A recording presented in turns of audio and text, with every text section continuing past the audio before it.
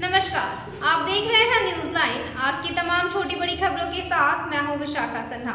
विस्तार से खबरों की ओर बढ़ने से पहले नजर डालते हैं आज की हेडलाइंस पर। हेडलाइंस के प्रायोजक हैं शहर में 4 शाखाएं, 24 घंटे दवा की उपलब्धता। स्वास्थ्य के क्षेत्र में 40 वर्षों से अनवरत सेवा प्रदान करता रहा है।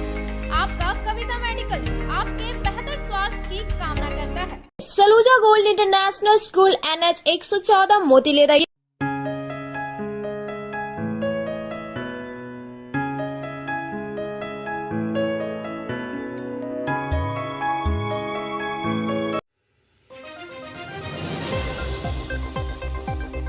मोगे स्टील सहित कई औद्योगिक घरानों में आयकर विभाग की बड़ी कार्रवाई में शामिल है झारखंड, बिहार व बंगाल के करीब 100 से अधिक अधिकारी।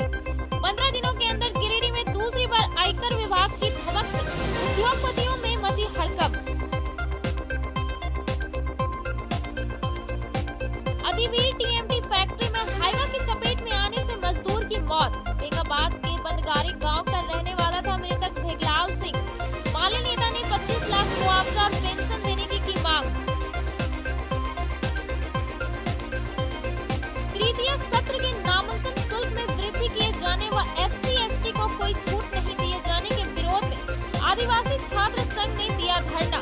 मांगे पूरी नहीं होने पर आंदोलन की दी चेतावनी। CRPF कैंप में जनजाति युवा आदान प्रदान कार्यक्रम के तहत 20 युवक युवतियों को भ्रमण के लिए किया गया रवाना। मध्य प्रदेश के भोपाल का करेंगे भ्रमण। युवाओं को दी गई कई अहम जानकारियां। और BNSDAB में मनाया गया भारतीय भाषा उत्सव। स्कूल के छात्र छात्राओं ने पूरे उत्साह के साथ लिया हिस्सा। भाषण, कविता, गीत, संगीत एवं नृत्य की प्रस्तुति। बुधवार की सुबह गिरिडीह औद्योगिक घरानों के लिए काफी बुरा रहा। मोंगिया TMT सहित कई औद्योगिक घरानों में आयकर विभाग का छापा पड़ने से हड़कंप मच गया। इस छापेमारी में झारखंड, बिहार व पश्चिम बंगाल के करीब 100 से अधिक अधिकारी शामिल हैं। गिरिडीह के नामचीन TMT कंपनी मोगे स्टील व सलूजा गोल्ड के अलावे लाल फेरों में बुधवार की सुबह राज्य आयकर विभाग की धमक से उद्योगपतियों में खलबली मच गई है। जानकारी के अनुसार राज्य आयकर विभाग के वरीय अधिकारी प्रदीप डुंगडुंग के नेतृत्व में करीब 100 से अधिक विभागीय अधिकारियों के द्वारा आयकर सर्वे की कार्रवाई शुरू हुई है। आयकर विभाग की टीम मोंगिया स्टील समूह के संतपुरिया सहित उसके औद्योगिक इलाके के कई ठिकानों के साथ मोंगिया समूह के चेयरमैन डॉक्टर गुणवंत सिंह सलूजा गोल्ड समूह के अमरजीत सिंह सलूजा के आवासीय कार्यालय और कोलकाता के कई ठिकानों में एक साथ पहुंचे और आयकर सर्वे की कार्रवाई शुरू की। इस क्रम में आयकर विभाग की टीम लाल फेरों के साथ ही लाल फेरों के मालिक चेतू साहू व उनके भाई गांगू साहू के घर पर भी पहुंची हुई है। टीम में शामिल अधिकारी सभी ठिकानों में व्यवसाय से जुड़े सारे कागजात खंगालने में जुटी हुई है। बताया जाता है कि इस कार्रवाई में गिरिडीह के आयकर विभाग के अधिकारी को दूर रखा गया है। जानकारी के अनुसार 30 4 पहिया वाहनों से करीब 100 से अधिक आयकर विभाग के अधिकारी गिरिडीह पहुंचे हुए हैं, जिसमें झारखंड, बिहार और पश्चिम बंगाल के अधिकारी शामिल हैं। कार्रवाई में रांची पुलिस बल के जवानों को भी शामिल किया गया है। आयकर विभाग के सूत्रों की माने तो कार्रवाई अगले 2 दिन से 3 दिनों तक चलने की बात कही जा रही है। विदित हो कि 15 दिन पूर्व बाल मुकुंद स्टील फैक्ट्री में भी आयकर विभाग की छापेमारी हुई थी।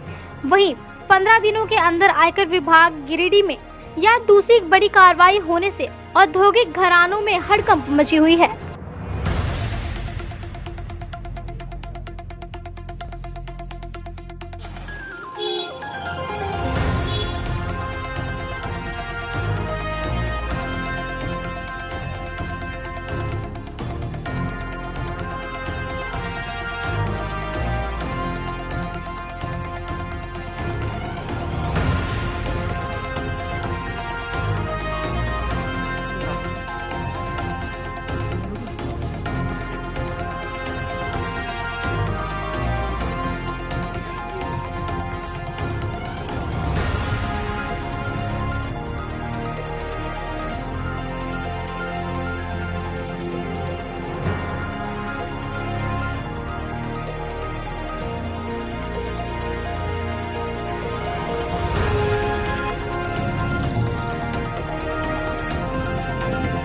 अतिवीर हाईटेक टीएमटी फैक्ट्री में बुधवार की सुबह हाइवा की चपेट में आने से एक मजदूर की मौत हो गई। मृतक भेखलाल सिंह बेगाबाद के बनगारी गांव का रहने वाला था। गिरिडीह के अतिवीर हाईटेक टीएमटी फैक्ट्री में बुधवार की सुबह हाइवा की चपेट में आने से एक मजदूर की मौत हो गई। मृतक 36 वर्षीय भेखलाल सिंह बेगाबाद थाना क्षेत्र के छोटकी खरकडीहा के बंदगारी का रहने वाला था। घटना बुधवार की सुबह करीब 9 बजे की बताई जा रही है। घटना के बाबत सहकर्मी गिरधारी सिंह ने बताया कि हर दिन की तरह आज भी भेखलाल सिंह सुबह 8 बजे फैक्ट्री में ड्यूटी के लिए पहुंचा था। इसी दौरान करीब 9 बजे हाइवा ने उसे अपनी चपेट में ले लिया, जिससे उसकी मौत हो गई। घटना के बाद उसे नवजीवन नर्सिंग होम लाया गया, जहां से उसके शव को पोस्टमार्टम के लिए सदर अस्पताल भेज दिया गया। गाड़ी ले रहा था, वो माल लेके वहाँ खाली करके आज सफा खाली आ रहा है, माल लेने के देखे अचानक क्या हुआ, चक्कर आ गया ना क्या हुआ, नजदीक दिया दिन में अतिवीर हाईटेक में हुआ था घटना। कितना आप वहाँ साथ में काम करते हैं? कहाँ का रहने वाला है? क्या नाम है आपका? क्या नाम है? गिरधारी सिंह। में आने से ही घटना हुआ है। आप साथ में थे उस समय? इधर भाकपा माले के नेता राजेश यादव व राजेश सिन्हा ने मामले में उच्च स्तरीय जांच कर घटना की जिम्मेवारी तय कर एफआईआर दर्ज करने तथा मृतक के परिजनों को 25 लाख मुआवजा और पेंशन देने की मांग की है। आज गिरिडीह की एक फैक्ट्री में बनगारी बेगाबाद निवासी भेखलाल राय उर्फ मेघन राय की काम के दौरान मृत्यु हो गई है। और इसमें हमें ये कहना है कि ये जो मौत हुई है, सबसे पहले तो इसकी जांच होनी चाहिए कि आखिर किस तरह से मजदूर की वहाँ मौत हुई, वहाँ सुरक्षा मानकों के क्या इंतजाम थे। बिल्कुल ही लापरवाह तरीके से मजदूरों से काम कराया जाता है और घटनाएं घटने के बाद सिर्फ मुआवजा देकर के मामले को शांत कर दिया जाता है। पहले भी हम लोगों ने मांग की है कि इस तरह के मामलों में बिल्कुल वहाँ सुरक्षा मानकों की गारंटी होनी चाहिए और किसी तरह की घटना होने के ऊपर में जो भी नियम अनुसार उसका मुआवजा बनता है या उनका पीएफ पीएसआई कार्ड के रहने पर उनके आश्रित के लिए जिंदगी भर पेंशन की बात होती है। लेकिन इस मामले में यह पता चल रहा है कि शायद उस मजदूर का वहाँ कोई कागजात दुरुस्त नहीं था, इसलिए इस पूरे मामले को लेकर के जांच और जो फैक्ट्री के प्रबंधन है उनके ऊपर में सबसे पहले एफआईआर दर्ज होनी चाहिए। जहाँ तक मुआवजे की बात है तो हम उस मृतक मजदूर के लिए 25 लाख रुपया मुआवजा और परिवार के लिए पेंशन की मांग करते हैं। गिरिडीह फैक्ट्री में मजदूरों का मौत होना आम बात है। हर समय आप सुनते होंगे कि आज इसमें चले गए, आज इसमें मर गए, इसमें दुर्घटना हो गया, लेकिन कोई ठोस उपाय ना ही फैक्ट्री मालिकों का है, ना प्रबंधक का है, ना ही जो संबंधित अधिकारी हैं उनका है, ना ही यहाँ पे जनप्रतिनिधि का है। हम तमाम लोगों से निवेदन करते हैं कि ये क्या जो मजदूर हैं उनको किस प्रकार से आप रखना चाहते हैं। जो सरकारी नियम है उस सरकारी नियम के अनुसार उनका रजिस्ट्रेशन नहीं है, उनका सारा सिस्टम जो वहाँ पे होना चाहिए वो नहीं है, जिस कारण उनको कुछ भी नहीं हो पाता है। हम तमाम जो मजदूर हैं उन मजदूरों से भी कहना चाहेंगे कि आप अपना रजिस्ट्रेशन करवाएं और नहीं तो फिर जाके श्रम जो ऑफिस है उसमें जाके रजिस्ट्रेशन करवाएं। कहीं ना कहीं इनका बहुत फायदा होगा। ये जो फैक्ट्री मालिक है या फैक्ट्री से रिलेटेड जितने लोग हैं आपको इस चीज को नहीं बताते हैं। आप अगर वो स्वतः नहीं करते तो भी आप कर सकते हैं। भाकपा माले 25 लाख का डिमांड करती है। तीर्थ क्षेत्र के नामांकन शुल्क में 200 रुपए की वृद्धि किए जाने व SC/ST को कोई छूट नहीं दिए जाने पर बुधवार को आदिवासी छात्र संघ ने गिरिडीह कॉलेज में धरना दिया। इस दौरान संघ ने मांगे पूरी नहीं होने पर आंदोलन की चेतावनी दी। बुधवार को गिरिडीह कॉलेज के प्रशासनिक भवन के बाहर आदिवासी छात्र संघ ने धरना प्रदर्शन किया व कॉलेज के प्रशासनिक भवन को बंद रखा।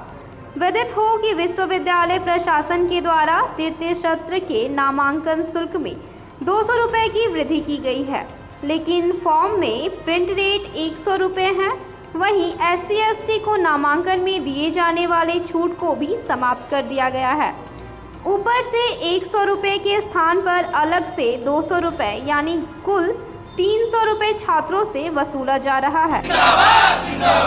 नामांकन का फीस को वापस से कम करना होगा।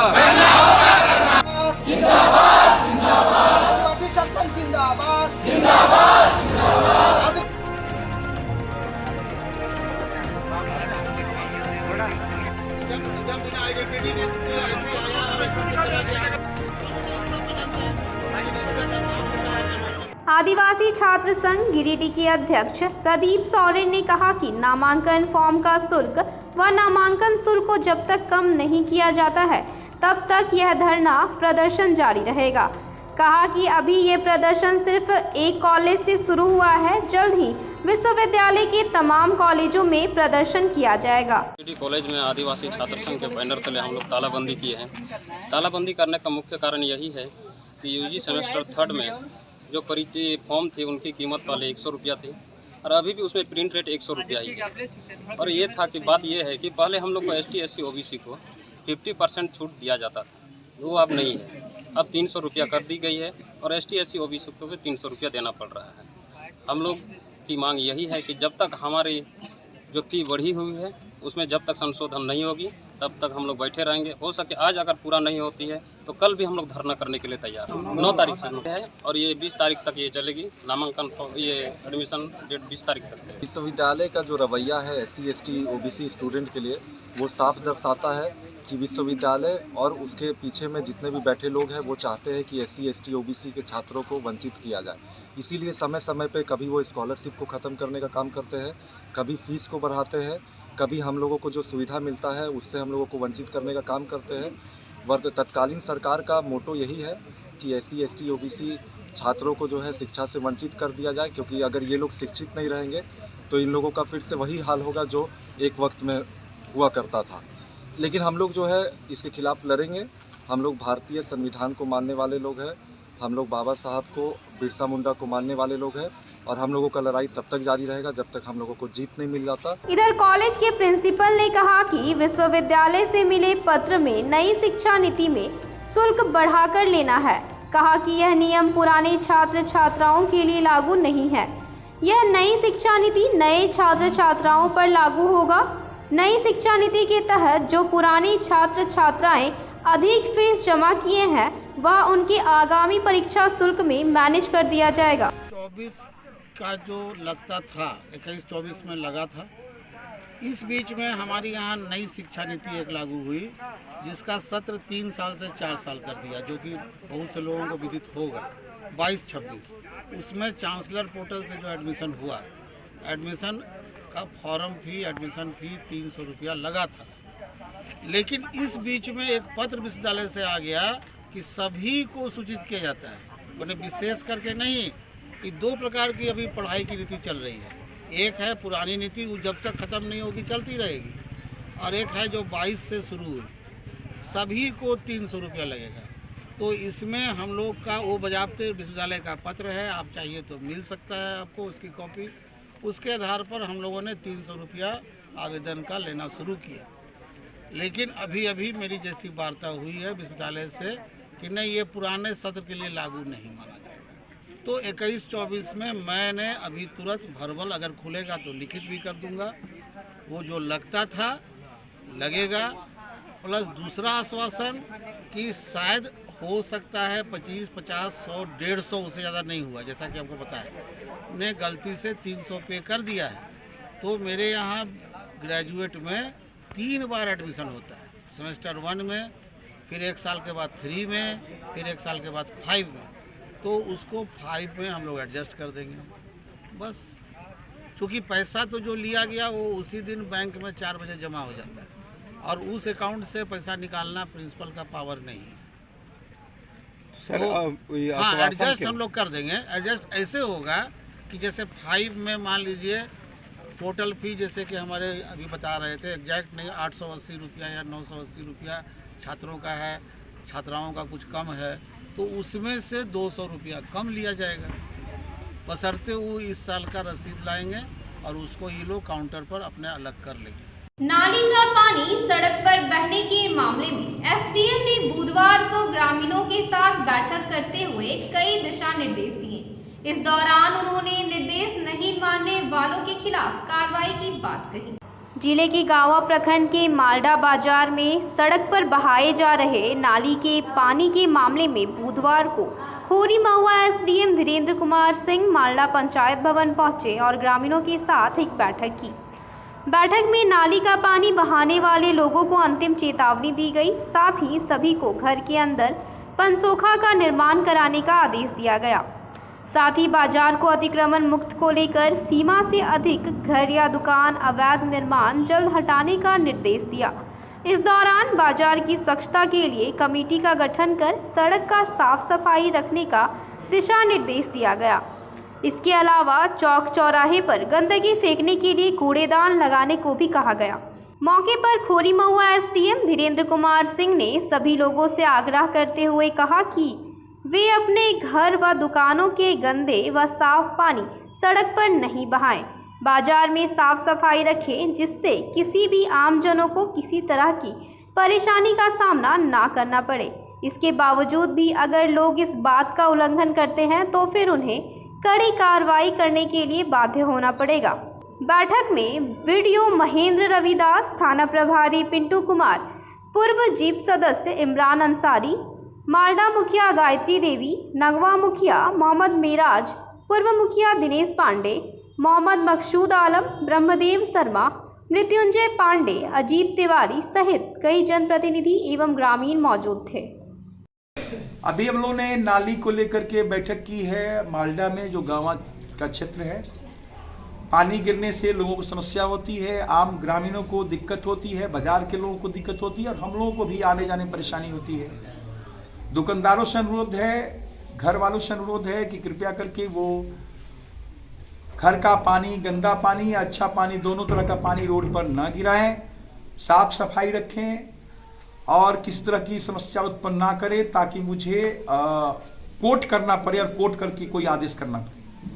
तो मैं उम्मीद करता हूं लोगों ने आश्वासन 100% दिया है और एक समिति भी काम करना शुरू की है जो कि सफाई के लिए जन सहयोग से काम करेगी। स्थानीय दोनों मालडा और नगवा के मुखिया उसमें सहयोग करेंगे और बाजार के लोग उसमें प्रमुखता से भाग लेंगे और निश्चित रूप से सफाई का अभियान चलेगा और हम लोग बेहतर शुरुआत करेंगे। हमें उम्मीद है 1 महीने बाद हम लोग फिर इसका मूल्यांकन भी करेंगे कि हम लोग कहाँ थे और कहाँ तक। अब वक्त हो चला है एक छोटे से ब्रेक का।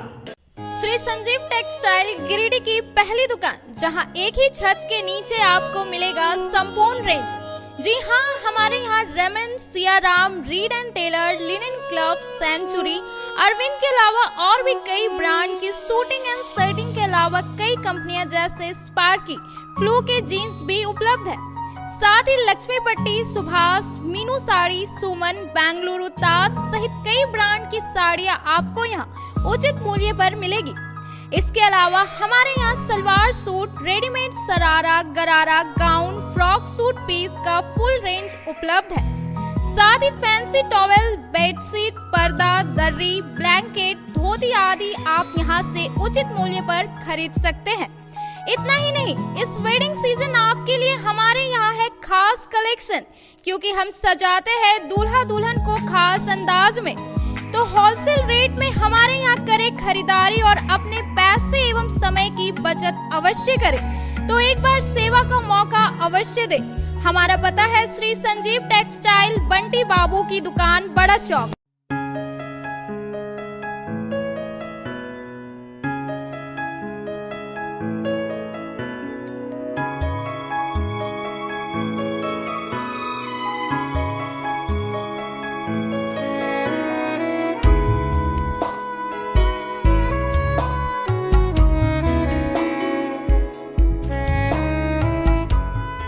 New Annapurna sweets and snacks, Annapurna मिष्ठान का नया ब्रांच तिरंगा चौक गिरिडीह में। New Annapurna sweets and snacks में आपको मिलेगी तरह तरह की मिठाई क्वालिटी के साथ ही हमारे यहाँ साउथ इंडियन, चाइनीज़ के व्यंजन भी उपलब्ध हैं, जैसे डोसा, ढोकला, सांभर बड़ा सहित दर्जनों आइटम। आपकी संतुष्टि के लिए हम क्वालिटी के साथ कोई समझौता नहीं करते।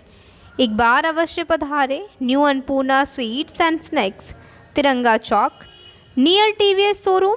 Mobile number 7979828313। So hurry up. The admission forms for the session 2023-24 are available at the BNSDAV office counter for classes nursery to standard 9 from 15th November 2022 9 a.m. onwards, along with hostel facilities for the boys.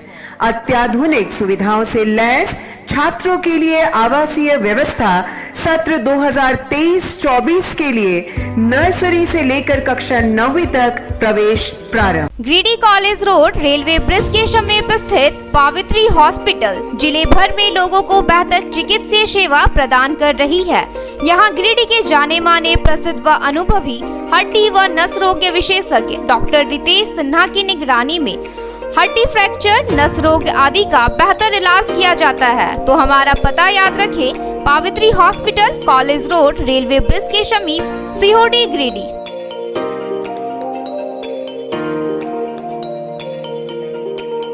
उत्कृष्ट शिक्षा, अद्भुत वातावरण, भव्य इमारत और हर क्षेत्र में उपलब्धियों की एक लंबी सूची। जी हाँ, झारखंड के सर्वश्रेष्ठ स्कूलों में उन्नत प्रौद्योगिकी सुविधाओं के साथ सीबीएसई बोर्ड द्वारा मान्यता प्राप्त सलूजा गोल्ड इंटरनेशनल स्कूल में क्लास नर्सरी से स्टैंडर्ड 12 तक की पढ़ाई होती है।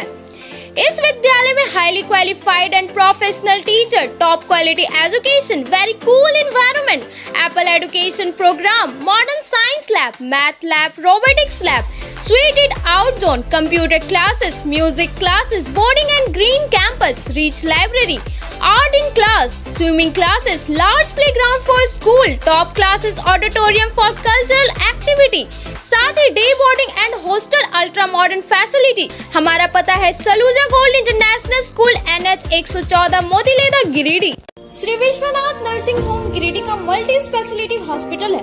इस हॉस्पिटल में doctor SK Dokania general surgery एवं लैप्रोस्कोपी, यूरोलॉजी, स्त्री रोग, हड्डी रोग विशेषज्ञ, doctor Neeraj Dokania general and laparoscopy surgeon एवं senior resident depart urology, Apollo hospital Mumbai के द्वारा मरीजों का इलाज किया जाता है। इस नर्सिंग होम में आयुष्मान भारत मुख्यमंत्री जन आरोग्य योजना के तहत एक परिवार को 5 लाख रुपए तक का मुफ्त स्वास्थ्य बीमा दिया जा रहा है। इस योजना के तहत श्री विश्वनाथ नर्सिंग होम में इलाज की सुविधा उपलब्ध है। इस नर्सिंग होम में ICU की सुविधा भी उपलब्ध है। यहाँ मलेरिया, टाइफाइड, प्रसव, हाइड्रोसिल, हर्निया, अपेंडिक्स, बावासीर, गोल्ड ब्लैडर, स्टोन, पेट का कैंसर, किडनी का पथरी, बच्चेदानी का ऑपरेशन यानी कि सभी तरह का इलाज और ऑपरेशन किया जाता है। इसके अलावा यहाँ बंध्याकरण का ऑपरेशन मुफ्त में किया जाता है एवं लाभुकों को 1000 रुपए और सहिया को 200 रुपए का भुगतान बैंक अकाउंट के माध्यम से किया जाता है। नर्सिंग होम का पता श्री विश्वनाथ नर्सिंग होम, बरमसिया, मगरपुर, सवेरा रोड। ब्रेक के बाद आप सभी दर्शकों का स्वागत है।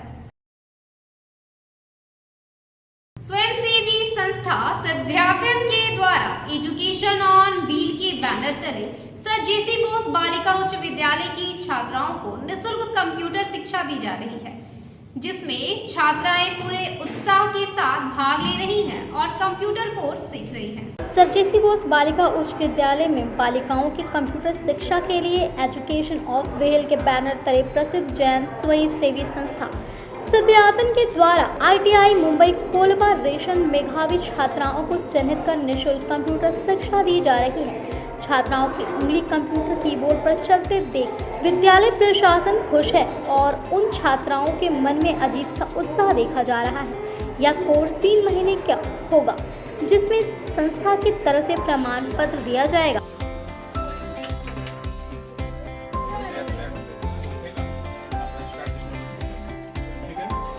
दोनों मिलके करेंगे, ऐसा नहीं फोल्डर बनाने के लिए उसमें फाइल को बना के सेव करना है, ठीक है? आप उसको सेव कीजिए।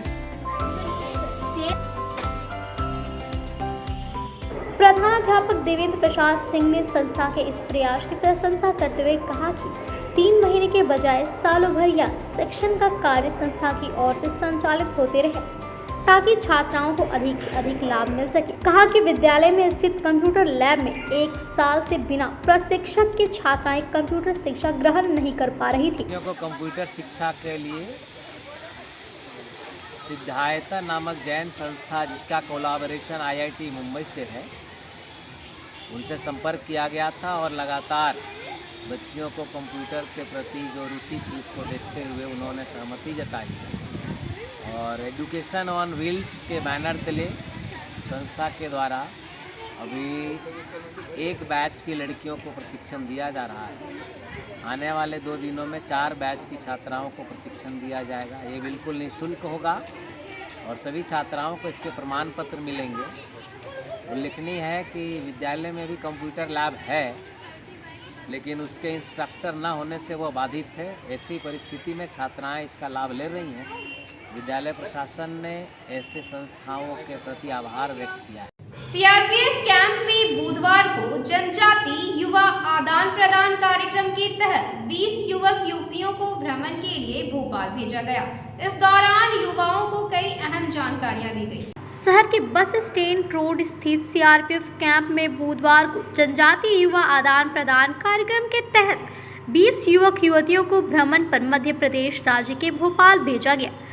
कार्यक्रम में सीआरपीएफ 7वीं वाहिनी के अधिकारी कपिल गिल, कमांडेंट राजेश्वर सिंह यादव, द्वितीय कमान अधिकारी सिद्धार्थ, उप कमांडेंट आलोक रंजन, सूबेदार मेजर पन्ना लाल ठाकुर समेत बटालियन के जवान मौजूद थे। इस दौरान कार्यक्रम में उपस्थित युवक युवतियों को पूरी जानकारी दी गई। साथ ही सभी को हरी झंडी दिखाकर भोपाल के लिए रवाना किया गया। मौके पर बताया गया कि हर साल की भांति इस साल भी भारत सरकार की गृह मंत्रालय के द्वारा 14वीं जनजातीय युवा आदान प्रदान कार्यक्रम के तहत वर्ष 2006 से लेकर अब तक नेहरू युवा केंद्र तथा 7वीं वाहिनी ने मिलकर अब तक कुल 13 जनजातीय युवा आदान प्रदान कार्यक्रम सफलतापूर्वक आयोजित किए हैं। इस कार्यक्रम का मुख्य उद्देश्य विभिन्न विकास गतिविधियों, कौशल विकास, शिक्षित और रोजगार के अवसरों पर ध्यान केंद्रित करते हुए देश के विभिन्न राज्यों में हो रही तकनीकी और औद्योगिक उन्नति को आपके समक्ष उजागर करना है। कार्यक्रम आयोजित किया गया है। इस कार्यक्रम में जो गांव के पिछड़े बच्चे होते हैं उनको हम कलेक्ट करते हैं, स्कूलों से का संपर्क करते हैं जो इच्छुक होते हैं भारत भ्रमण के लिए। नेहरू बाल युवा केंद्र के सहयोग से, सीआरपीएफ के सहयोग से इन बच्चों को हम भारत भ्रमण के लिए अभी फ़िलहाल भोपाल भेज रहे हैं। आने वाले दिनों में बेंगलोर तथा चंडीगढ़ तथा कई भारत के जो अच्छे जगह हैं वहाँ हम भेजने का प्रयास हम लोग के द्वारा किया जाता है। इसका मुख्य उद्देश्य है कि आपसी जो सांस्कृतिक है, कल्चर है, भाषा है, रहन सहन है, जो अलग अलग भारत के अलग अलग जगहों से बच्चे आते हैं उनके आदान प्रदान किया जाता है सांस्कृतिक कार्यक्रम के माध्यम से। और ये लगभग 1 हफ्ते का टूर होता है जिसमें सीआरपीएफ के लोग इनको यहाँ से ले जाते हैं ट्रेन के माध्यम से और इनको रहने वहने का नेहरू बाल युवा केंद्र के द्वारा इंतजाम किया जाता है तथा इनको वापस फिर सुरक्षित ला करके इनको अपने अपने घर तक पहुँचा दिया जाता है। बीएनएसटीएवी में बुधवार को भारतीय भाषा उत्सव मनाया गया, जिसमें स्कूल के छात्र छात्राओं ने पूरे उत्साह के साथ हिस्सा लिया और विभिन्न क्षेत्रीय भाषाओं में भाषण, कविता पाठ, गीत संगीत एवं नृत्य की प्रस्तुति की। बीएनएसडीवी पब्लिक स्कूल में भारतीय भाषा उत्सव मनाया गया, जिसमें कक्षा 6 से 12 तक के छात्रों ने बड़े ही उत्साह के साथ हिस्सा लिया। इस दौरान विभिन्न क्षेत्रीय भाषा में भाषण, कविता पाठ, गीत संगीत एवं नृत्य प्रतियोगिता का आयोजन किया गया। साथ ही छात्रों में अपनी मातृभाषा के प्रति जागरूकता के साथ मातृभाषा से अधिक प्रयोग के लिए प्रेरित किया गया, ताकि सम्मान का भाव जागे एवं अनेक में एकता की युक्ति चरितार्थ हो सके। DAV public school Jharkhand zone H के क्षेत्रीय निदेशक सह प्राचार्य डॉक्टर पी हाजरा ने कहा कि भारत सरकार ने बहुभाषिकता एवं मातृभाषा की जीवंतता को सार्थकता प्रदान करने के लिए तमिलनाडु के महान कवि सुब्रमण्यम भारती के जन्मदिन पर भारतीय भाषा उत्सव मनाने की अनुशंसा दी। कहा कि इस उत्सव का मुख्य उद्देश्य अपनी मातृभाषा में महारत हासिल करने के साथ अधिक से अधिक भारतीय भाषाओं को सीखने एवं अनुकूल वातावरण विकसित करने के साथ भाषा सद्भाव को मजबूत करने पर बल देना है। संस्कारों की संवाहिका है, संस्कृति की संरक्षिका है, आत्मा की आवाज है हमारी मातृभाषा।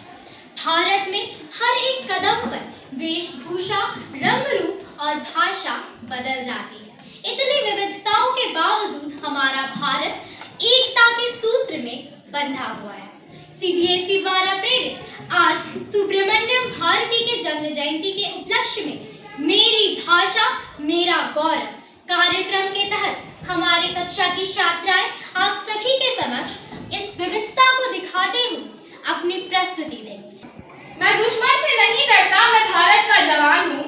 मैं दुश्मन से नहीं डरता, मैं भारत का जवान हूँ। मरुस्थल की रेत हूँ, सियाचिन का आसमान हूँ। मैं दुश्मन से नहीं डरता, मैं भारत का जवान हूँ। मैं जून में जलती रेत पे लेटे कहता हूँ सर्दी आज कम है। मैं जून में जलती रेत पे लेटे कहता हूँ सर्दी आज कम है। मैं दिसंबर की ठंड पीकर कहता हूँ गर्मी का मौसम है। मैं 9 दिन बर्फ में दफ्न रहकर जिंदा निकलता हूँ, भूखे पेट रहता हूँ, खुद का मांस कच्चा निकलता हूँ। मैं हिंद महासागर की लहरों के कपड़े बदलता हूँ। मैं हिंद महासागर की लहरों के कपड़े बदलता हूँ। -30 डिग्री में राइफल टांगे टहलने निकलता हूँ। आदमजात की औकात क्या, आदमजात की औकात क्या, जब मैं कुदरत से नहीं डरता, मैं भारत का जवान हूँ। मैं दुश्मन से नहीं डरता। मेरी दिवाली में उजाले का ख्याल तक नहीं, मेरी होली में रिश्तों का गुलाल तक नहीं। चार घर ईद पर तनाही में इजाफा लाता है, मुझे राखी बांधने बस एक लिफाफा आता है। अपनी माँ के पैर छुए मुझे अरसा हो गया, मेरा बाप मेरे इंतजार में बूढ़ा हो गया। मैंने सहूलत का गला घोटा, जरूरत नकारी है। हाँ मैं निर्दयी हूँ, हाँ मैं निर्दयी हूँ। मैं अपने उजड़ते घरों आंगन से नहीं डरता, मैं भारत का जवान हूँ। मैं दुश्मन से नहीं डरता, मगर मैं डरता हूँ। हाँ मैं भी डरता हूँ। मैं डरता हूँ मजहब की आग से, नफरत के चोलों से, सियासत के सांप के कातिल सपोलों से, हवा में फैली अफवाह से डरता हूँ। मैं सैलाब गुमराह से डरता हूँ। मुझे डर है, मुझे डर है मेरी सरजमी को मेरे अपने उजाड़ेंगे, खून के माहौल से ये कुर्सी संभालेंगे। मैं मजबूर हूँ, कमजोर हूँ, मैं उनसे लड़ नहीं सकता, अपनों की तरफ बंदूक लेकर बढ़ नहीं सकता। मैं बस बोल सकता हूँ, मैं बस बोल सकता हूँ। मैं गूंगों की तरह बहरा, तुम्हारे कान पर है हाथ, मगर फिर भी ना बोलूंगा।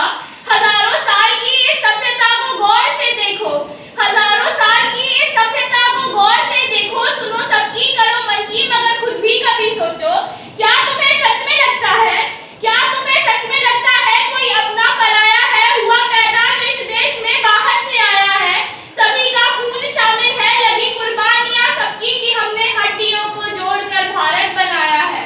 तुम्हें अगर इश्क है इससे, तुम्हें अगर इश्क है इससे, तो इसको दिल से अपनाओ। अगर पूछे कोई मजहब तो हिंदुस्तान बतलाओ। कभी ना तोड़ पाएगी कोई आंधी सियासत की, जुड़ो ऐसे जड़ों। नित्य जीवन के संघर्षों से जब टूट चुका हो अंतर मन, तब सुख के मिले समंदर का रह जाता कोई अर्थ नहीं, रह जाता कोई अर्थ नहीं। जब फसल सूख कर जल के बिन तिनका बन गिर जाए, फिर होने वाली वर्षा का रह जाता कोई अर्थ नहीं, रह जाता कोई अर्थ नहीं। संबंध कोई भी हो, लेकिन यदि दुख में साथ न दे अपना, फिर सुख में उन संबंधों का रह जाता कोई अर्थ नहीं। नर हो न निराश करो मन को, कुछ काम करो, कुछ काम करो। जग में रह कर कुछ नाम करो, यह जन्म हुआ किस अर्थ हो। समझो जिसमें यह व्यर्थ न हो, कुछ तो उपयुक्त करो तन को। नर हो न निराश करो, व्यर्थ हुआ सदुपाय भला। समझो जग को न निराश अपना।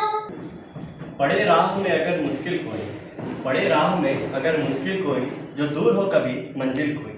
राह में घबराना नहीं तुम, क्योंकि जरूर मिलेगा मंजिल कोई ना कोई। सप्ताह भारतीय भाषा सप्ताह के रूप में मनाया जा रहा है। हमारे विद्यालय में भी इसका आयोजन किया गया, जिसमें क्षेत्रीय भाषाओं के प्रोत्साहन के लिए बच्चों को उत्साहित किया गया। विभिन्न प्रकार के कार्यक्रमों का आयोजन किया गया। सरकार ने भी नई शिक्षा नीति में त्रिभाषा सूत्र की मान्यता दी है, जिसके अंतर्गत एक हमारी क्षेत्रीय भाषा, एक अंग्रेजी भाषा, एक हिंदी भाषा या कोई अन्य भाषा पढ़ने की व्यवस्था की गई है। नल जल योजना में हो रही गड़बड़ियों एवं लंबित मांगों को लेकर जनसहियाओं ने बुधवार को गांडे प्रखंड मुख्यालय में 1 दिवसीय धरना दिया। इस दौरान विभागीय अधिकारियों पर 46 माह से बकाया मानदेय नहीं देने का आरोप लगाया। झारखंड राज्य जल सहिया कर्मचारी संघ के द्वारा बुधवार को गांडे प्रखंड मुख्यालय में 1 दिवसीय धरना दिया गया, जिसमें जल सहिया संघ के जिला कमेटी पदाधिकारियों ने भाग लिया। धरना का नेतृत्व गांडे की प्रखंड कोषाध्यक्ष सह जिला मंत्री सरिता देवी ने किया, वहीं संचालन जिला अध्यक्ष दिव्या देवी ने किया। धरना के दौरान प्रतिनिधि मंडल ने बीडीओ से मुलाकात की और 5 सूत्री मांगों को लेकर ज्ञापन सौंपा। सभा को संबोधित करते हुए सरिता देवी ने कहा कि पेयजल एवं स्वच्छता विभाग की ग्राम स्तरीय इकाई के रूप में जल सहिया ने सभी कार्यों में अपना योगदान दिया है, चाहे शौचालय निर्माण कार्य हो या चापाकल मरम्मती, जल जांच हो या MHM पर जागरूकता की बात हो, सभी में जल सहिया ने अपना बढ़ चढ़कर योगदान दिया है। बावजूद इसके सरकार एवं विभाग जल सहिया के साथ घोर नाइंसाफी कर रही है। कहा कि विभाग के द्वारा जहां 46वां माह से बकाया मानदेय रोक रखा है, वहीं जल सहिया को काम से वंचित करते हुए सभी कार्यों में ठेकेदार को घुसा दिया जा रहा है। आज हम लोग का 1 दिवसीय धरना प्रदर्शन गांडे प्रखंड में रखे हैं और 13 प्रखंड में 1 दिवसीय धरना रखा गया है। तो आज हम लोग इस विषय में बैठे हैं क्योंकि ठेकेदार अपना मनमानी कर रहे हैं। जल जीवन मिशन का काम जो हम लोग का चल रहा है उसमें ना जल सहिया को पूछा जा रहा है, ना ग्रामीणों को पूछा जा रहा है। रात को ठेकेदार आते हैं और बोरिंग करके चल जाते हैं, कहीं 100 फीट कर रहे हैं, कहीं 150 फीट कर रहे हैं, कहीं 7 kg का क्रैशिंग डाल रहे हैं, कहीं 8 kg का क्रैशिंग डाल रहे हैं। वो अपने मनमाने ढंग से काम कर रहे हैं। यदि ग्रामीण पूछते हैं और जल सहिया पूछती है तो बोलते हैं कि नहीं, हमको किसी से मतलब नहीं, हमको विभाग काम करने को बोला है, हम काम करके जा रहे हैं। तो ऐसे बात आ रहा है। तो वहाँ ग्रामीणों ने भी आक्रोश है और जल सहिया में भी आक्रोश है। इसलिए जल सहिया, पूरे प्रखंड की जल सहिया आज 1 दिवसीय धरना प्रदर्शन पर बीडीओ साहब के समक्ष बैठे हैं, क्योंकि सब में गुस्सा है कि अब मेरा ग्राम में आके कोई बाहरी ठेकेदार काम करे, भले जल नल का काम वो कर रहे हैं, जब उसमें पानी ही नहीं आएगा तो वो कैसा काम कर रहे हैं। अभी मेरा ही प्रखंड गांडे प्रखंड की 10 पंचायत में देखिए फिलहाल में काम किए हैं। अभी आधा गांव 8-10 घर पानी उसमें जा रहा है, प्लस 8-10 घर पानी एकदम नहीं जा रहा है। सिर्फ जो सही में बोले कि हाथी के दांत जैसे दिखावा के लिए होते हैं, वैसे सिर्फ सफ़ेद नल जो है वो दिखावा के लिए दिए हैं, ना उसमें पानी गिर रहा है ना और कुछ हो रहा है। तो ये कैसा काम, सिर्फ सरकार का पैसा बर्बादी में हो रहा है। इससे अच्छा तो जैसे हम लोग पहले थे वैसे हम लोग हैं। और दूसरी बात यह है कि जो हम लोग का मानदेय हटा के प्रोत्साहन में लाके खड़ा कर दिए हैं, इस विषय में भी जल सहिया में काफ़ी आक्रोश है। इसलिए भी हम लोग धरना पे बैठे हुए हैं, क्योंकि हम लोग को जो पूर्व की भांति मानदेय था उसी तरह हम लोग को मानदेय दिया जाए। हम लोग प्रोत्साहन में काम नहीं करेंगे। वो बकाया मानदेय के लिए वो चिट्ठी भेजे हैं, लेकिन देखते हैं 1 महीना का टाइम हम लोग को सरकार दिए है, 1 महीना में देखते हैं पैसा देते हैं कि नहीं। उसके बाद हम लोग धरना के विषय में सोचेंगे, फिर रांची जाने के विषय में। लेकिन हम लोग इसके ऊपर भी आक्रोश है, क्योंकि हम लोग का प्रोत्साहन जो लागू किया मानदेय हटा के, वो हम लोग को मानदेय दिया जाए। यही सरकार से हम मांग करते हैं। आज गांडे प्रखंड में 1 दिवसीय धरना प्रदर्शन में हम लोग बैठे हैं। सारी जल सहिया बहनों को सरकार से बस एक ही मांग है कि हम लोग 11 वर्षों से काम कर रहे हैं, और जब 11 वर्षों से कोई भी काम करता है तो हमारा न्यायालय भी यही कहता है कि जो 10 वर्षों से लगातार काम कर रहे हैं उनको अस्थायी रूप में रखा जाना चाहिए, और जो उनका मजदूरी होता है यानी कि मानदेय होता है उन्हें देना चाहिए। तो ये हमारे साथ क्या इंसाफ़ी हो रही है। हम 11 वर्षों से काम भी कर रहे हैं और फिर उल्टा हमें उस कगार पे लाके खड़ा कर दिए थे जहाँ से हम लोग चलना शुरू किए थे। तो ये सरासर सरकार हमारे साथ नाइंसाफ़ी कर रही है।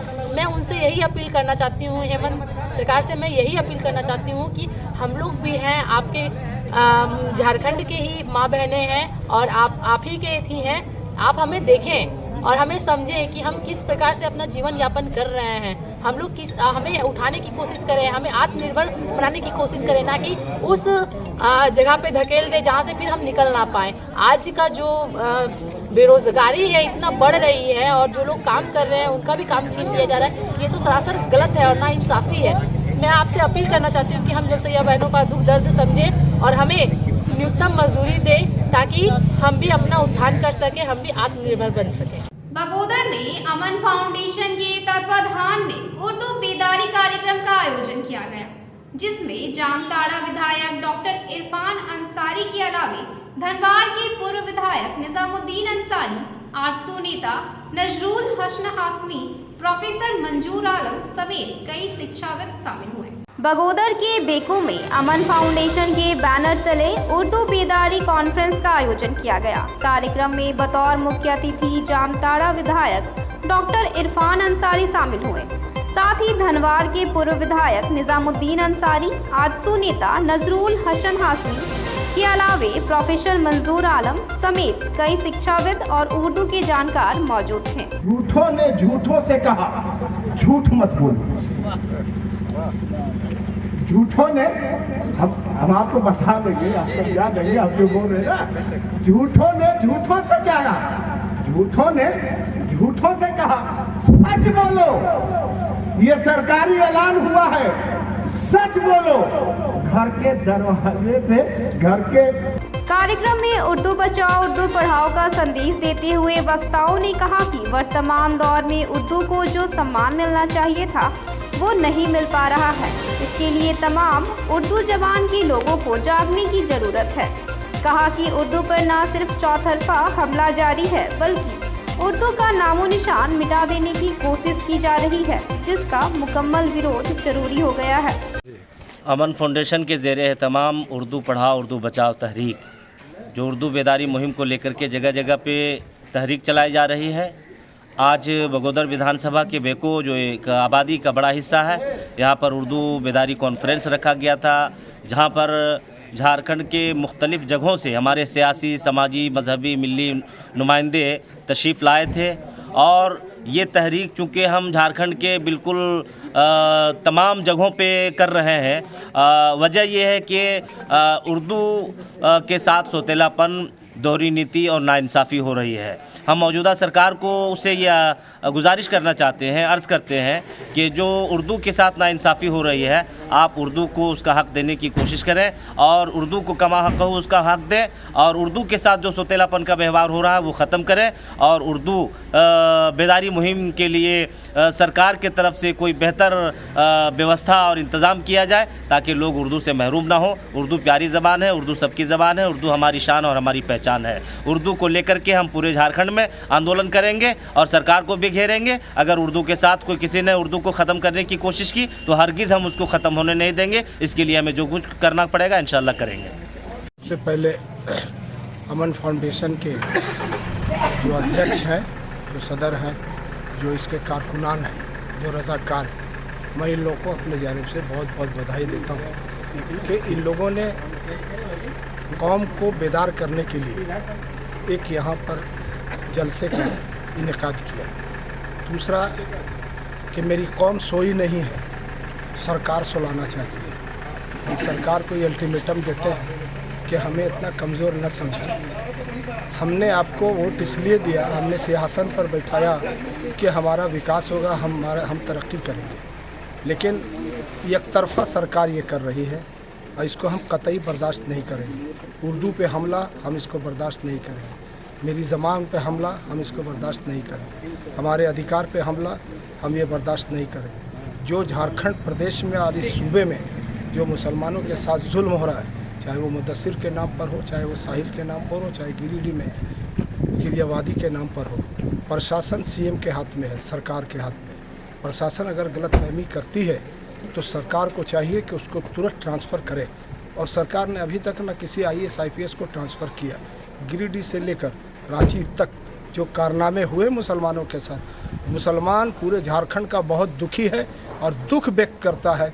इसलिए मैं सरकार से कहता हूं कि आप इसको संज्ञान में लें और जल्द से जल्द अविलंब जो प्रशासन के IAS IPS जो भी गलत कर रहे हैं उनको अविलंब यहाँ से निलंबित करें और सुकून से झारखंड प्रदेश को रहने दें।